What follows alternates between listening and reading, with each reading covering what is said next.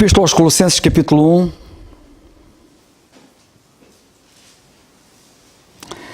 E vamos ler desde o versículo 9 ao 18. Colossenses 1, 9 a 18, que diz assim: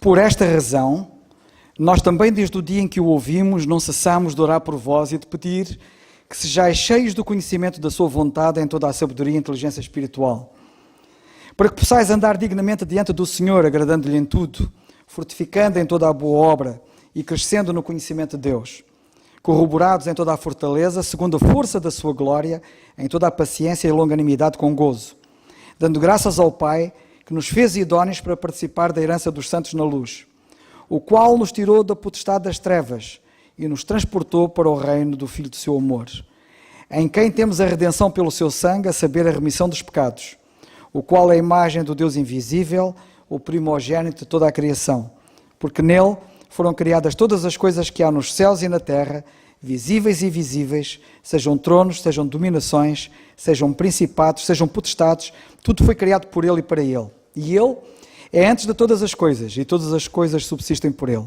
E ele é a cabeça do corpo da igreja, é o princípio e o primogênito dentre os mortos, para que em tudo tenha a preeminência. Até aqui a leitura da Palavra de Deus. Na semana passada nós terminamos sensivelmente com... estivemos a falar sobre a questão do Senhor Jesus Cristo ser cabeça da igreja e de, infelizmente, em algumas igrejas, alguns não o dizerem, e eu não disse isso na altura, mas agora digo, alguns não o dizendo, assumem-se como cabeça das suas igrejas, o que é grave. Só o Senhor Jesus Cristo é que é cabeça da igreja. E por outro lado, e isso nós vimos, existem igrejas que há alguém que diz que é cabeça da igreja em competição com Cristo. E isto não acontece apenas na Igreja Católica, porque eu nunca tinha reparado nisso, mas alguém me disse que na própria IURD também, lá o bispo principal lá dessa igreja, também se assume como cabeça da igreja.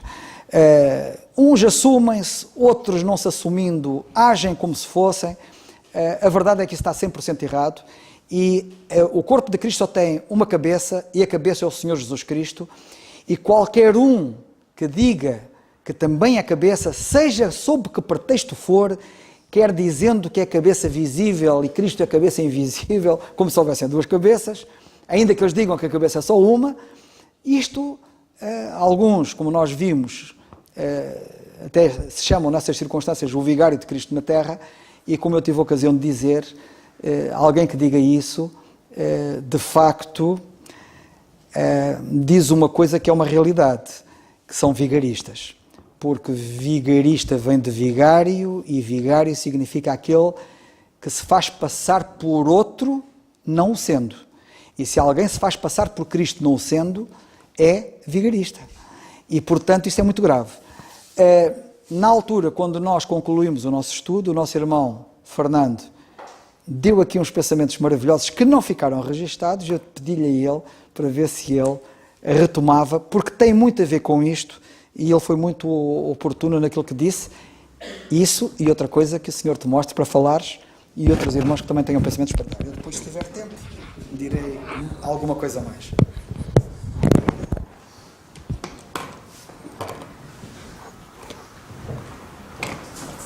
Boa noite, irmãos.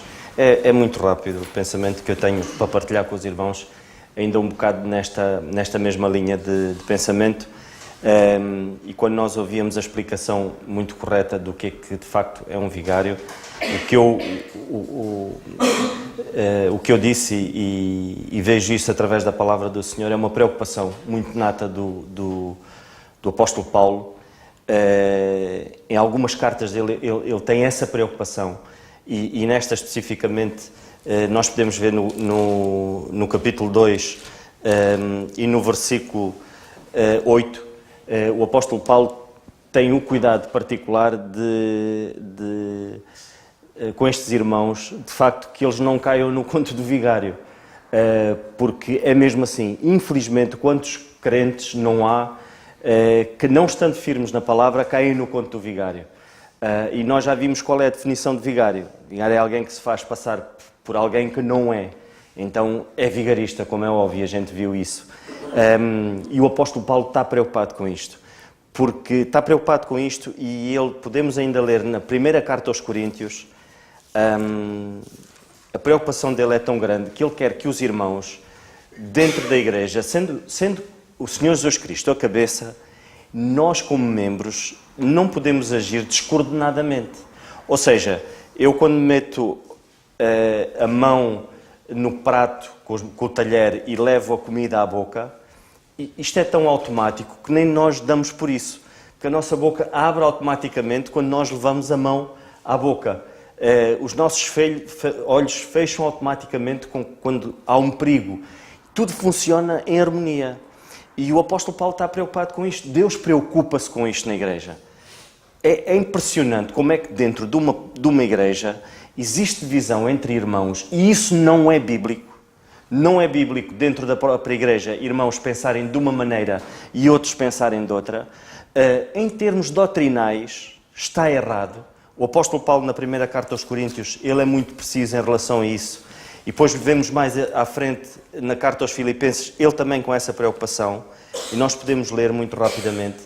Na primeira carta aos Coríntios, ele diz assim, no versículo 10, ele diz: rogo-vos, porém, irmãos, pelo nome do Senhor Jesus Cristo, que digais todos uma mesma coisa e que não haja entre vós dissensões.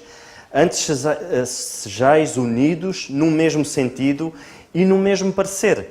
Porque a respeito de vós, irmãos meus, me foi comunicado pelos da família de Cloé que há contendas entre vós.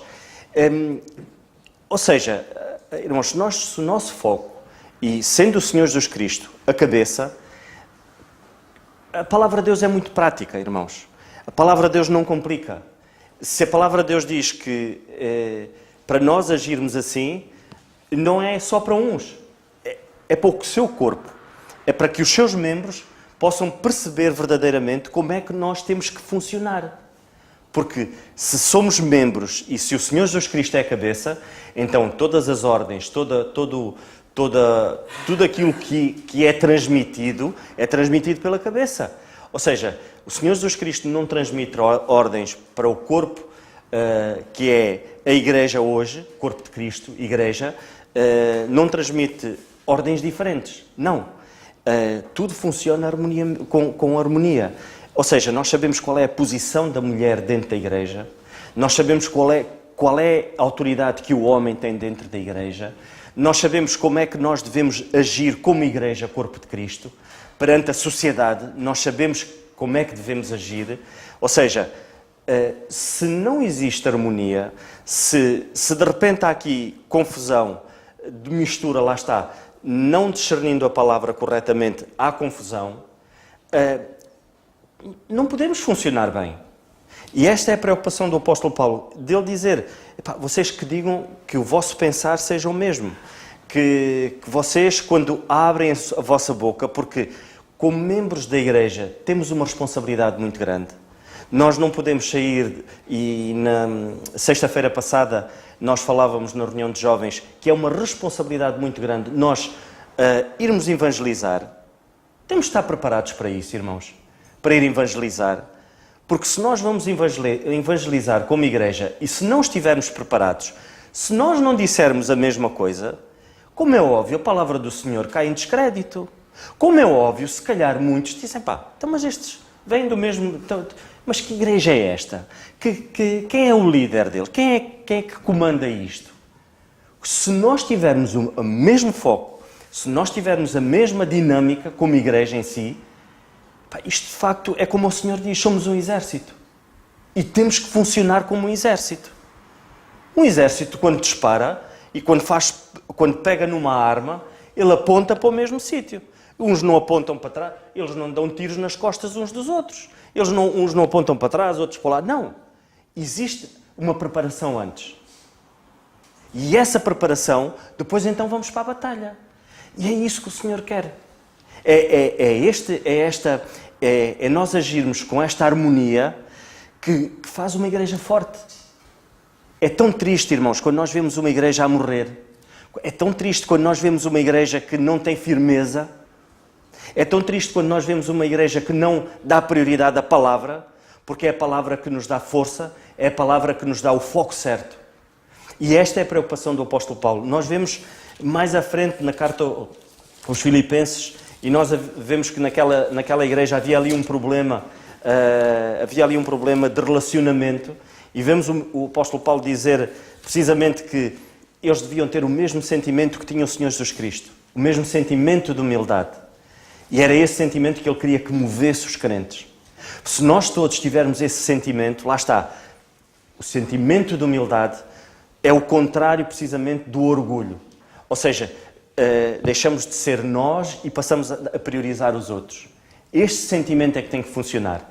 Porque quando existe um sentimento em que alguém, lá está, quando alguém se diz, faz passar, ou seja, quando alguém vem para aqui e diz que é o líder é o Senhor Jesus Cristo.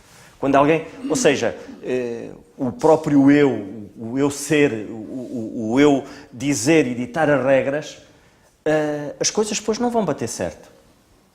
Porque essa pessoa mais tarde ou mais cedo vai decepcionar. Porque é humano, porque é imperfeito, é pecador.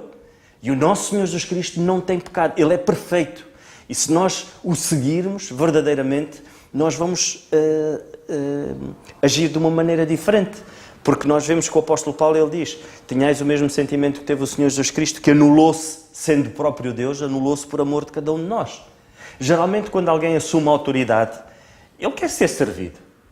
Infelizmente, humanamente falando, é assim que funciona. O homem, quando assume uma autoridade e quando quer ser ele o líder, ele quer ser servido. E o Senhor Jesus Cristo não agiu assim.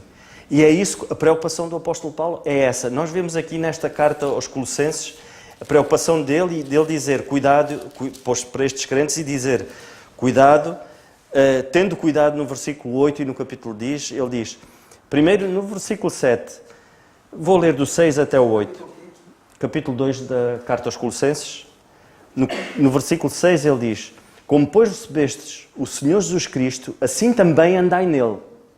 Não é andai segundo a vontade de alguém que vos dirige. Não. Andai segundo o Senhor Jesus Cristo, arraigados e sobreedificados nele e confirmados na fé, assim como fostes ensinados, abundando em ação de graças, com corações gratos, irmãos. Com corações gratos por aquilo que o Senhor nos tem dado. Quantas vezes nós temos corações rancorosos, corações com amargura, corações que não são gratos, corações ingratos, onde estamos-nos sempre a queixar, corações queixosos. Não é isso. E depois ele diz, tendo cuidado para que ninguém vos faça sua presa sua, por meio de filosofias e vãs subtilezas, segundo a tradição dos homens, segundo os rudimentos do mundo e não segundo Cristo, porque nele habita corporalmente toda a plenitude e divindade, e estáis perfeitos nele, que é a cabeça de todo o principado e potestade. Ou seja, nós temos que estar uníssonos e a nossa firmeza tem que ser no Senhor Jesus Cristo. Não pode ser num homem. Porque se for num homem, rapidamente nós nos desviamos, passa a ser uma igreja dividida, passa a ser uma igreja sem o foco e passa a ser uma igreja dirigida por homens. E não é isso que o Senhor Jesus Cristo quer. Ele quer ser a pedra de esquina, Ele quer ser a principal, ou seja, o nosso foco de adoração é o Senhor Jesus Cristo.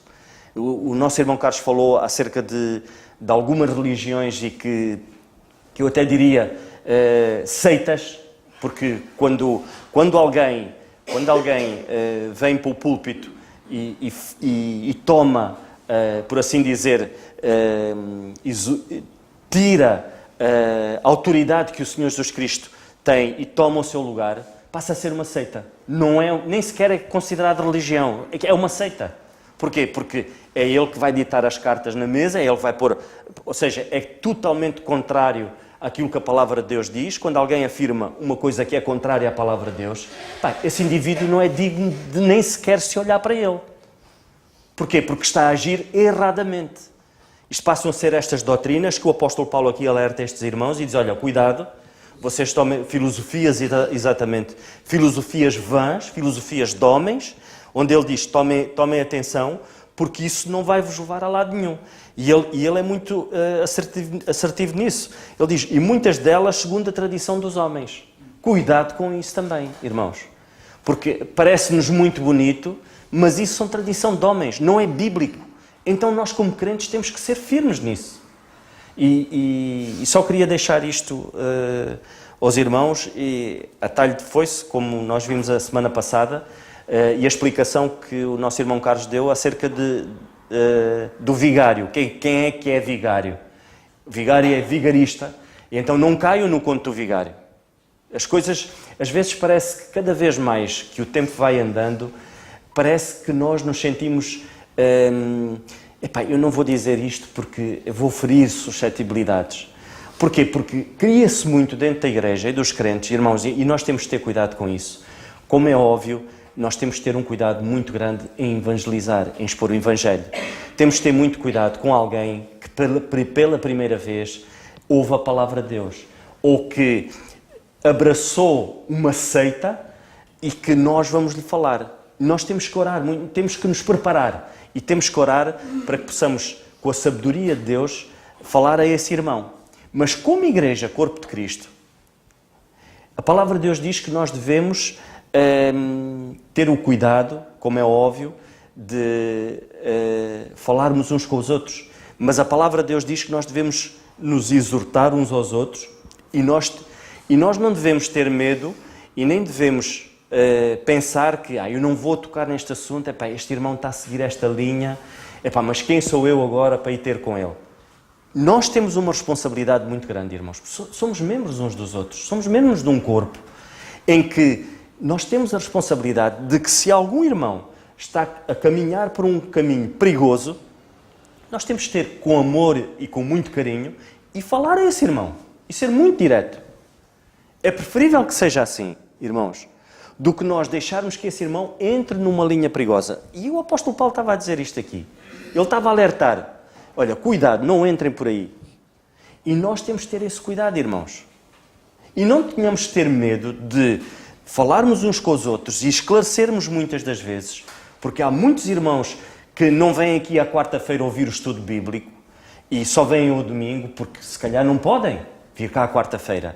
E quando nós não estudamos e não aprofundamos na palavra de Deus, nós ficamos ignorantes em relação àquilo, porque o Senhor diz-nos que nós devemos nos debruçar na palavra de Deus com inteligência e com sabedoria, procurar a sabedoria de Deus, e quando nós não estudamos, nós não temos esse conhecimento, então, pela graça de Deus que nós podemos estar aqui hoje, ouvir a palavra de Deus e podemos aprofundar e podemos perceber estas verdades, então vamos ter com esses irmãos e vamos falar muito abertamente, dizer, olha, irmão, a palavra de Deus diz isto, isto, isto.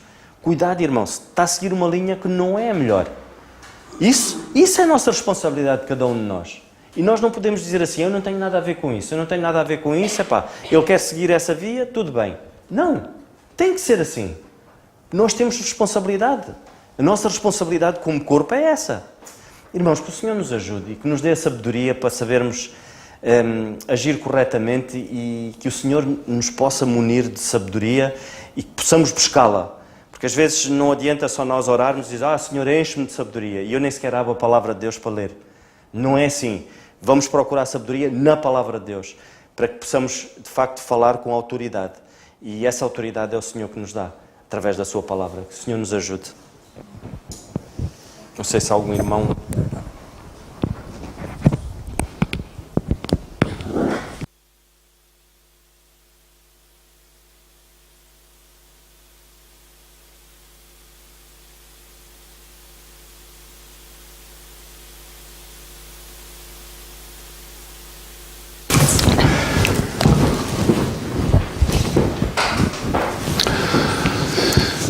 Este assunto é um assunto, irmãos, bastante interessante, mas também muito complexo. O nosso corpo é complexo, muito complexo. Ainda hoje, muita coisa sobre o nosso corpo físico não é conhecida. Em relação à Igreja, o Senhor foi muito claro e deixou há 2000 anos aquilo que Ele pretendia acerca do corpo.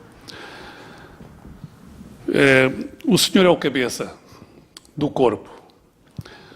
E este corpo é chamado a Igreja. Mas a Igreja é composta por milhões, aliás, sendo só um corpo, que tem muitos membros, mas a Igreja é composta por milhões de membros. Ou por milhões, não é milhões de corpos, há um só corpo, mas milhões de membros. São milhões. Haverá milhões, usando uma simbologia muito física, muito humana, haverá milhões de braços, haverá milhões de ouvidos, haverá milhões de pés, há. Os homens que têm lido muitos livros e que se têm debruçado sobre muitos livros e que, portanto, se usam o nome de cientistas e que a palavra de Deus diz que também na leitura de muitos livros há muito enfado, tiveram há pouco tempo houve uma euforia muito grande porque eles criaram uma unidade científica subterrânea ali no sul, digamos, da Suíça e da França, na fronteira, onde estão lá investidos milhões de bilhões e estão lá supostamente as maiores cabeças. E então o que é que eles dão à procura? Dão à procura de uma coisa que eles chamaram de a partícula de Deus. Eles andam à procura de encontrar a partícula de Deus. E a partícula de Deus, ela é fácil de encontrar. Porque a partícula de Deus, a que eu chamaria a semente de Deus, está quando o homem foi criado. E hoje que temos mais luz sobre o assunto, nós podemos ver também que hoje os homens já conseguiram de certa forma, identificar o nosso ADN. Eu pessoalmente acredito que Deus, quando nos criou, colocou no nosso ADN a sua semente, a semente de Deus. E essa é a razão porque todos quando nascem, sejam eles brancos, amarelos, aqui e ali, têm a sede e fome de Deus. E essa é a razão também porque só é possível ter uma vida preenchida quando se preenche esse lugar que é o lugar de Deus. E nasce com todos os homens. Não vem assim de um vento, não vem pelo facto de uma... Não é pelo sol estar alinhado com a lua, não. No ADN com que fomos criados por Deus, nós temos a semente de Deus. E aqui alguns andam também, muitos teólogos andam muito preocupados com a predestinação, se uns foram destinados. Todos são destinados para a salvação. Todos. Porque todos os homens foram criados por Deus. Todos temos a semente de Deus. E se algum está aqui esta noite, que porventura ainda não creia, sabe que tem em si a semente de Deus. E há uma forma da semente germinar. Só há uma fórmula. Há muitas teorias, mas há uma fórmula. É pela fé.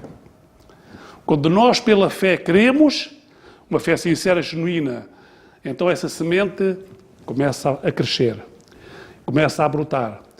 E o nosso corpo, que foi criado por Deus, começa, portanto, a ganhar interiormente uma nova forma. E surge uma nova criação, ou uma nova criatura, dada por Deus, e que vai crescendo. E alguns de nós deixamos que essa semente se desenvolva e cresça e tome uma dimensão muito grande da nossa vida. E cada vez, quanto mais ela cresce, mais a nossa semelhança é a semelhança do Senhor. E outros de nós sufocamos-la, ainda que ela tenha germinado, e ficamos sempre enfermos e pequeninos. E alguns de nós até nos tornamos como alguns membros no corpo. Ficamos ou paralisados, tornamos um membro paralisado, que anda ali no corpo pendurado, e alguns até mais grave, não cuidando do seu estado, não cuidando da sua saúde, se tornam membros gangrenosos. Isto é, são membros mortos que estão agarrados a um corpo vivo e que prejudicam esse corpo vivo. A ciência recomenda que quando um corpo morto, ou seja, um membro morto, quando um membro morto se encontra agarrado a um corpo vivo, a solução é que tem que ser amputado. Dirão alguns, mas o crente pode se perder. Não, nada se perde. Tudo se transforma. E isso não nos compete a nós, quem se perde deixa de se perder. Isso é um problema que o Senhor resolve. Agora, há uma coisa que nós sabemos. Se alguém não tem fé, tem em si a semente para ter fé. Creia no Senhor Jesus Cristo e essa fé começará rapidamente a crescer. E depois alimente-a. E depois temos que alimentar, depois temos que cuidar dela. Depois temos que ir buscar, portanto, o alimento que é um alimento que está aqui, que é um alimento fiel. Costuma-se dizer, num dito popular português, que quando a cabeça não tem juízo, o corpo é que paga, não é? Nós, graças a Deus, temos uma vantagem, é que o cabeça é o Senhor.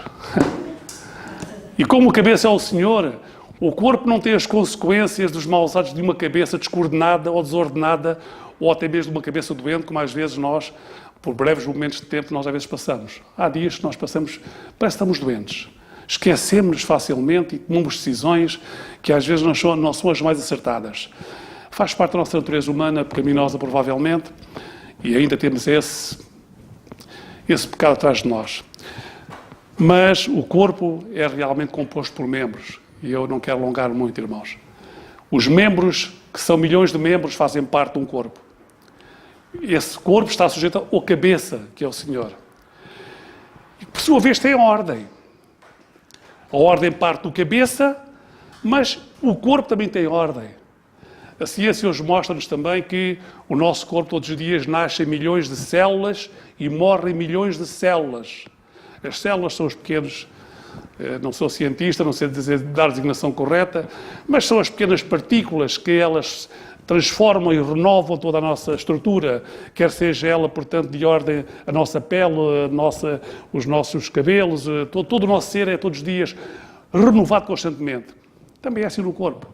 Todos os dias partem alguns e todos os dias outros se acrescentam ao corpo. Mas, em relação às células, as células, portanto, têm uma característica. É que quando as células da mão morrem, outras células ocupam o lugar destas que morreram na mão para fazer a função da mão. As células que morreram da mão, ao serem substituídas, são substituídas por células semelhantes ou iguais, com o mesmo fundo genético, para quê? Para que elas possam substituir as que morreram. Assim é também no corpo de Cristo. Ficamos, às vezes, impressionados como é que o Senhor, nos mais variados lugares, e de uma forma inexplicável, o Senhor toca. E o Senhor vai, quando o corpo está subordinado de uma forma consciente e clara à cabeça, vai imediatamente, as células ocuparão o lugar daqueles ou daquelas células que partiram. E assim, pela história, pelos séculos, o corpo continua, não visto pelos homens, às vezes, mas continua sempre.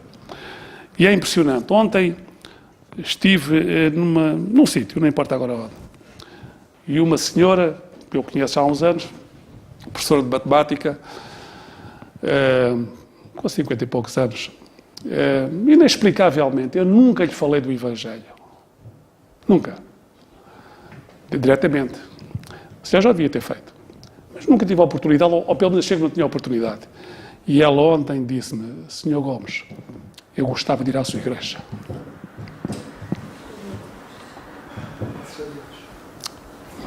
E eu perguntei, mas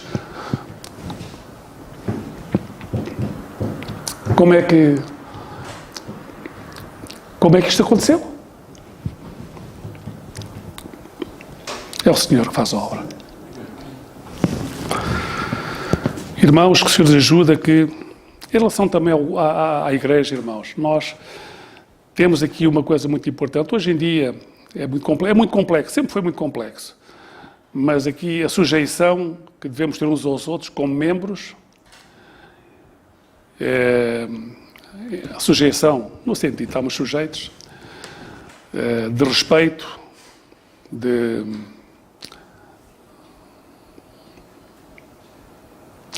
coordenação dos nossos atos uns com os outros, também se aplica também ao governo da Igreja. Agora aqui falo para os dois anciãos que estão aqui, se me permitem tomar essa liberdade.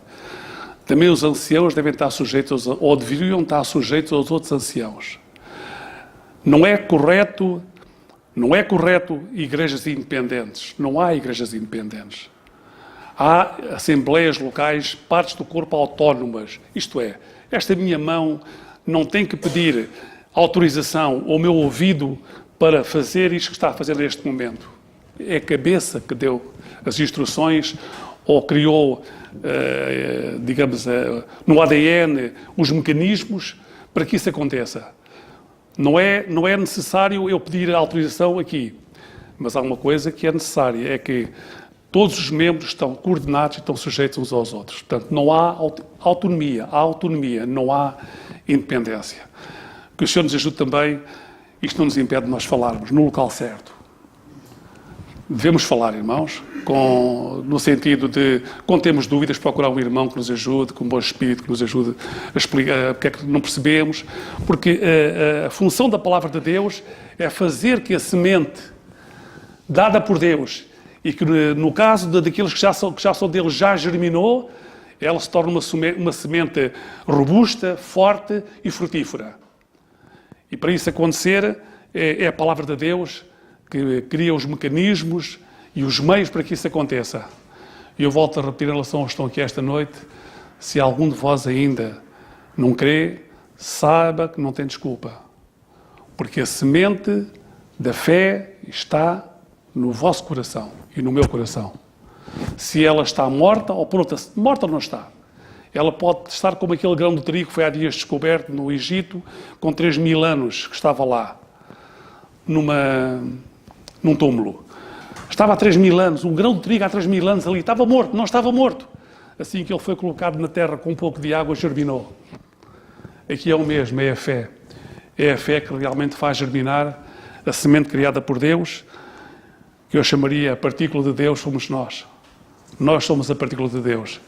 E o homem anda à procura da partícula de Deus, é como aquele indivíduo, ou como já nos aconteceu a nós, que andamos à procura do chapéu com ele na cabeça.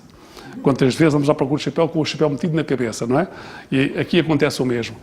Irmãos, o Senhor é o cabeça e nós somos membros. Que o Senhor nos ajude a perceber qual é a nossa função, qual é o nosso dom, onde é que nós podemos ser úteis, para podermos ser membros úteis e ativos. E que o Senhor nos ajude para, se porventura estamos doentes, nos possamos curar. Porque corremos o risco de não nos curando. Corremos o risco de ficarmos com os membros incapazes, como aquelas pessoas que sofrem tromboses, que andam com as mãos e os membros arrastados. Poderemos ser um arrastamento, um empecilho, ou mais grave que isso. Se o estado de doença e de enfermidade se prolongar, corremos o risco de sermos um membro gangrenoso, com gangrena. E aí o Senhor provavelmente tem que nos amputar para que o corpo não sofra. Que o Senhor nos ajude. Isto é só uma coisa que é importante. O caso da professora, que tu falaste há bocado, sim, acho que é aqui oportuno e apropriado dizeres uma frase que muitas vezes tu dizes e que explica isso da professora, que é qualquer coisa e, se possível, usa palavras. Ou qualquer coisa assim. Vive o Evangelho e, se for preciso, usa palavras. Diz lá como é que é. É uma frase que não é minha, não é? Não interessa. Mas que diz, porque nós pregamos o Evangelho. E se for preciso também falamos.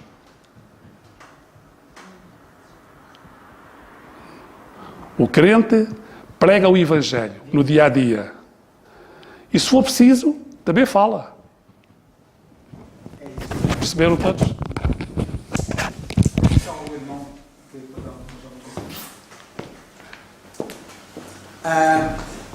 Então, muito brevemente, que é para depois ouvirmos o nosso irmão Alberto, eu vou só deixar um pensamento para nós refletirmos, até porque ele vai tocar noutro assunto, e eu ainda hei de tocar noutro assunto, mas não vai ser hoje, e que está no capítulo 1 e no versículo 18, e o pensamento tem a ver com a palavra corpo.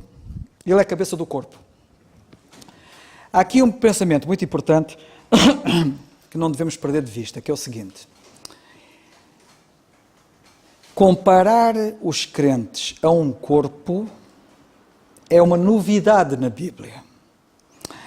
Aqueles que acham que a igreja já vem de não sei de onde, e nós já temos falado sobre isso, desenganem-se. A única pessoa que introduz o elemento corpo, referindo-se ao conjunto de crentes, é Paulo. Antes de Paulo, ninguém fala dos crentes como um corpo. É ele que fala de um corpo. Portanto, este é um aspecto muito importante e que vem demonstrar aquilo que Paulo, noutras alturas, tem falado relativamente à Igreja como um mistério. Este corpo era um mistério, era um segredo. Ninguém sabia nada acerca disto e Deus, no devido tempo, resolveu revelar ou desvendar, ou mostrar este segredo, este mistério, que nunca ninguém tinha conhecido. Estava oculto em todas as gerações, em todos os tempos, e foi revelado a Paulo. O corpo, só ele fala disto. A palavra que é utilizada no original, eu não sou especialista em grego, mas também tenho a capacidade de poder ir lá ver qual é a palavra que lá está e qual é o significado dela, porque isso temos dicionários de significados. E a palavra grega que está aqui, que aparece aqui e que foi traduzida por corpo, é a palavra grega soma. E a palavra grega soma quer dizer corpo vivo. Porque os gregos têm uma palavra para corpo vivo e têm uma palavra para corpo morto. Porque um corpo morto também é corpo. Mas não é a mesma coisa um corpo morto, que é um cadáver, ou um corpo vivo. E o que a palavra de Deus diz aqui é que este corpo do qual Cristo é cabeça é um corpo vivo. Isto é muito significativo. E eu já falo sobre a aplicação disto, que me parece que é muito importante. Mas antes de falar na aplicação, eu gostaria de vos mostrar algumas passagens. Por exemplo, João capítulo 19, versículo 40. Isto é muito significativo, se sabeis. Porque esta palavra, soma, o corpo vivo, aparece várias vezes nas Escrituras. E é traduzida várias vezes nas Escrituras. Em João, no capítulo 19, por exemplo, esta palavra ocorre nestas circunstâncias.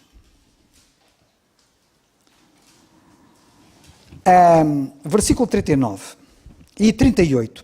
38 primeiro. Depois disto, José de Arimateia, que era discípulo de Jesus, mas oculto por medo dos judeus, rogou a Pilatos que lhe permitisse tirar o corpo de Jesus.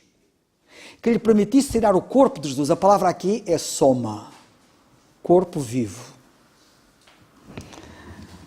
Quero-vos apenas dizer que o Senhor Jesus Cristo estava morto. E já referirei alguma coisa sobre isto. E Pilatos o permitiu. Então foi e tirou o corpo vivo, que é soma, de Jesus. Versículo 39. E foi também Nicodemos, aquele que anteriormente se dirigira de noite a Jesus, levando quase 100 arratéis de um composto de mirra e aloés. Tomaram, pois, o corpo vivo de Jesus, que estava morto, e o envolveram em lençóis com as especiarias, como os judeus costumavam fazer na preparação para o sepulcro. E como vocês sabem, as mulheres tiveram um papel particularmente predominante nisto, porque foram elas que ungiram o corpo do Senhor. Eu quero chamar a vossa atenção para o facto de que, para os crentes, para os discípulos, o Senhor Jesus Cristo, apesar de ter morrido, de ter dado a sua vida, o Senhor Jesus Cristo estava vivo. E eles, quando vão pedir a Pilatos o corpo, pedem um corpo vivo. Para eles, o Senhor Jesus Cristo estava vivo. E quando as mulheres pegam no corpo e vão prepará-lo para a sepultura, eu imagino o cuidado com que elas tocaram nele, o cuidado com que elas tocaram no sítio das feridas, como é que elas prepararam o corpo, como é que elas ungiram o corpo. E eu quero que vocês reparem que isto revela aquilo a que eu chamo o aspecto devocional de como é que nós lidamos com o nosso Senhor. Para elas, o Senhor Jesus Cristo não estava morto. Para Nicodemos não estava morto. Para José de Arimateia não estava morto. Para elas não estava morto. E quando tocam no corpo do Senhor, tocam nele como soma, um corpo vivo. E quando pedem a Pilatos, não pediram um cadáver, pediram um corpo vivo. Isto é muito significativo, isto é profundo e revela de facto o que o Senhor é para nós. E vocês dirão assim, mas eu não estou a perceber muito bem. Eu explico-vos, se vocês quiserem em parte perceber, eu explico-vos. Quantas vezes o Senhor para vocês morreu? Estando Ele vivo. Tratamos-lo como se Ele estivesse morto. Lidamos com Ele como se Ele não ouvisse, como se Ele não escutasse, como se Ele estivesse ausente, como se Ele não estivesse presente. Isto é tratar o Senhor Jesus Cristo como um corpo morto. Mas para elas Ele estava sempre presente, Ele estava vivo. E eu imagino, como vocês sabem, os cadáveres, quando eram tirados das cruzes, eram tratados sem piedade, eram tratados de uma forma atroz, eram arrancados aos pregos que lá estavam pregados, os corpos eram tirados com falta de cuidado, eram cadáveres que ali estavam. Mas eu imagino o cuidado com que elas trataram o corpo do Senhor Jesus Cristo. A devoção. Isto fala-me de devoção. Mais do que nós termos a consciência de que o Senhor está sempre presente e que não está ausente, e que nos ouve e que não está morto e que é um Deus vivo. Sabem que uma vez o Lutero, dizem que o Lutero um dia estava muito deprimido e a mulher dele saiu do quarto lá de cima e ele estava cá em baixo e a mulher dele apareceu de negro, toda de luto. E quando ela apareceu assim diante dele, ele assustou-se e disse: quem é que morreu? E ela virou-se para ele e disse: Deus morreu.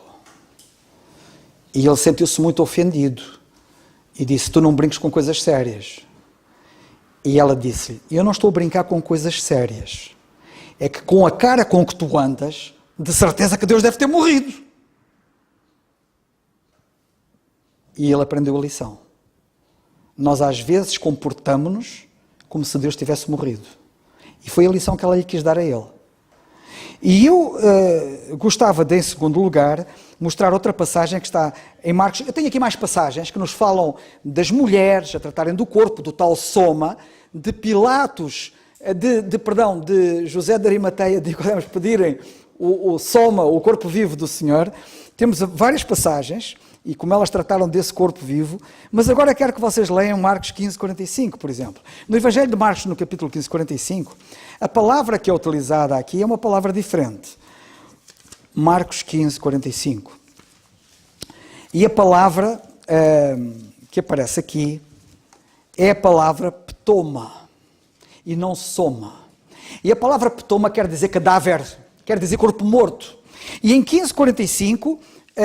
o que nós lemos aqui é o seguinte, eu disse 15:45? Estou a ver mal, desculpem. 15:45 diz assim, e Pilatos, versículo 44, se maravilhou de que já estivesse morto, e chamando o centurião perguntou-lhe se já havia muito que tinha morrido. E tendo certificado pelo centurião, deu o corpo a José. Ou seja, José pede um corpo vivo e Pilatos entrega-lhe um corpo morto. Para Pilatos ele estava morto, para José ele estava vivo. Estão a ver a diferença? Para o descrente. Os descrentes que andam aqui à nossa volta e que pensam que Deus está morto, que Deus não existe. Assim estão eles e eu. E eu a dizer que ele está vivo, e eles a dizer que ele está morto. Eu a dizer que ele existe, e eles a dizer que ele não existe. Mas eu quero chamar a vossa atenção que que Pilatos entrega um corpo morto. Toma, cadáver. Eles pediram um corpo vivo. E isto para mim é muito significante. Nós temos várias passagens, de Apocalipse 11, versículos 8 e 9, temos a palavra ptoma para cadáver, e temos ali várias passagens. Nós temos Mateus 14, 12, nós temos Marcos 6, 29, nós temos Mateus 24, 28. Todas estas passagens falam-nos de ptoma, cadáver. Enquanto que a palavra soma aparece em João 19, 40, que eu citei há bocado, como Lucas 23, 52, como Mateus 26, 12, como Mateus 27, 52, como Marcos 15, 43, como Lucas 23, 52. Eu não tenho tempo para ir ler estas passagens, mas o que eu quero chamar a vossa atenção é que a palavra para o corpo de Cristo, o corpo místico e não físico, é a palavra soma, é um corpo vivo. E isto faz uma grande diferença em muitos aspectos. Sabem que vivemos num mundo em que cada vez mais as religiões querem se unir. E podem ter a certeza disso que eu vos vou dizer. Cada vez mais as igrejas vão se unir umas às outras. E as religiões vão se unir umas às outras. Cada vez mais o movimento ecuménico vai ser cada vez mais forte. E aqui é-nos lançado um grande desafio. O que é que nós vamos fazer no meio da cristandade? Vamos associar-nos a essa unidade ou união, chamem-lhe lá o que quiserem, das várias igrejas, das várias religiões, ou vamos nos manter à parte? Qual vai ser o nosso papel? Há algum tempo atrás, houve um sacerdote católico romano, capelão das Forças Armadas, por acaso ele já morreu, e eu tive uma grande conversa com ele, e ele queria que eu participasse num evento ecuménico, e queria que nesse evento ecuménico, no Mosteiro dos Jerónimos, eu orasse lá, juntamente com os outros, e eu recusei, E fui ter uma conversa com ele ao gabinete dele. E nessa conversa, a dada altura, ele disse-me assim: mas Jesus disse, orando ao Pai, para que todos nós fôssemos um, como Ele e o Pai são um, e nós devemos ser um. E ele preconizou a unidade dos cristãos, e os cristãos devem ser um e não devem estar fragmentados. O próprio Senhor Jesus Cristo pediu isso. E quando me vêm com citações da Bíblia, com argumentos que são bíblicos, que estão nas Escrituras, e me vêm com argumentos bíblicos, de uma Bíblia mal manejada, aparentemente, porque citam a Bíblia, até parece que veio com uma grande força, com um grande argumento, mas claro, mas que foi rapidamente esvaziado esse argumento. Porque quando eu falei da unidade de que a Bíblia nos fala dos cristãos, a Bíblia fala de uma unidade vital, não organizacional. Eles querem uma unidade organizacional, mas a unidade do corpo é uma unidade de vida. O que liga este membro do corpo à mão, e este à mão, e este à cabeça, e este ao antebraço, não é? O que liga os membros uns aos outros, como nós ouvimos há bocado, e Manel, os milhões de membros não são apenas braços e pernas e mãos. Eu sei que mas o que eu quero dizer é que também os milhões de membros são os milhões de células que estão cá. Milhões de células que estão cá no corpo. O que une uns membros uns aos outros neste corpo é vida. São laços de vida. E eu disse ao capelão: como é que tu... Eu perguntei-lhe a ele: se eu morreres agora, para onde é que vais? Ele não sabia. Eu disse que se eu morrer agora eu vou para o céu. Eu tenho a vida eterna. Jesus disse: quem crê em mim tem a vida eterna. Eu creio, capelão. Eu tenho a vida eterna porque creio no Senhor Jesus Cristo, e outro tem a vida eterna porque creio no Senhor Jesus Cristo. Faz sentido falarmos em guardarmos, não é fazermos, a unidade já está feita. O apóstolo Paulo diz para guardarmos esta unidade. É uma unidade que está feita, foi feita pelo Espírito de Deus. É o Espírito de Deus que pega em mim e integra-me no corpo de Cristo, torna-me um membro do corpo. E este corpo tem membros que estão unidos uns aos outros por laços de vida eterna. Eu tenho vida eterna e o meu irmão na fé tem vida eterna, e nós estamos unidos e temos que guardar esta unidade que já existe, que foi produzida por Deus, que foi produzida pelo Espírito de Deus.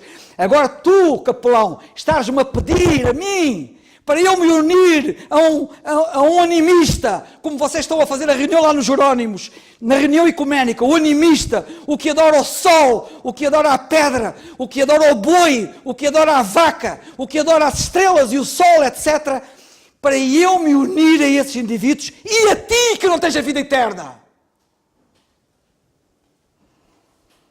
Não me fales dessa unidade, porque o corpo é soma, um corpo vivo, não é um ptoma, cadáver. Nós não somos um cadáver. E isto parece-me muito importante, e nós temos que ser fortes em relação a isto. E por isso, quando a Bíblia diz na nossa passagem, em Colossenses capítulo 1 e versículo 18, Ele é cabeça do corpo da igreja, estamos a falar de um corpo vivo. Irmãos, o corpo de Cristo é um corpo vivo, é um corpo em que os membros estão unidos por vida eterna. Não faz sentido estarmos unidos a pessoas que não têm a vida eterna, estão mortos. Queremos que eles se unam a nós, sim, por meio do Evangelho. Eles se ouvirem o Evangelho, como nós ouvimos há bocado, e crerem, eles passam a ter vida eterna e são unidos a nós, pela graça de Deus, como nós fomos unidos ao corpo, à cabeça, que é Cristo. E era este pensamento muito breve que eu gostava de deixar no ar e que me parece muito importante. Que Deus nos ajude. Vamos ouvir o nosso irmão Alberto. Um abraço ao irmão Alberto. Temos saudades suas, irmão Alberto. Olha que o ano está a virar já aí. Ao virar da esquina, o irmão já vem aí ter com a gente. Já faltam poucos meses para irmos para aquele retiro ou acampamento. Vai ser muito bom. Um abraço para toda a família e com muita saudade. Graças a Deus por mais esse estudo bíblico. Adoramos ao Senhor estudando a palavra de Deus, a Bíblia. Colossenses capítulo 1, ainda no verso 18, lemos assim: Ele é o cabeça do corpo da igreja.